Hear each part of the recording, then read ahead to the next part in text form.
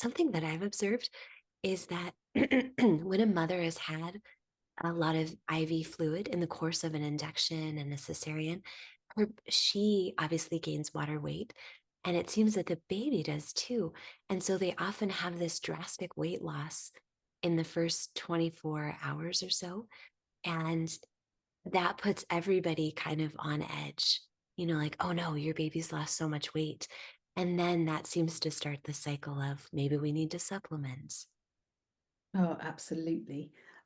It's really difficult with the research we have to draw a thorough conclusion in terms of how much fluid and how much weight loss, because all of the studies measured different metrics.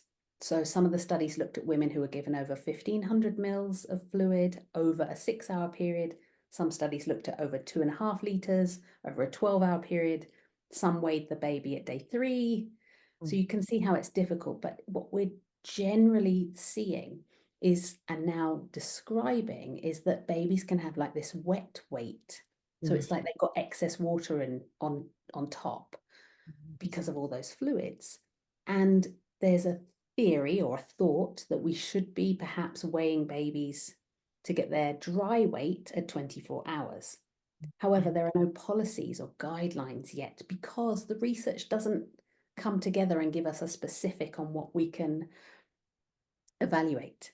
However, it's really important to keep in mind because, yes, we are probably more likely to see those babies at losing more than 10% of their birth weight. And that's when, maternity and pediatric circles, like the alarm bells go off and we're wanting to supplement with large volumes and we're getting them on pumping and triple feeding and oh, and sometimes, not sometimes, always, it's good to take a step back and think, okay, she had an induction.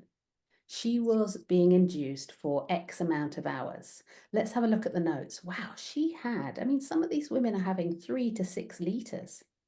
It's Yes. a huge amount. They're probably going to have puffy hands, feet. They might even get edematous breast tissue, which is another thing as well.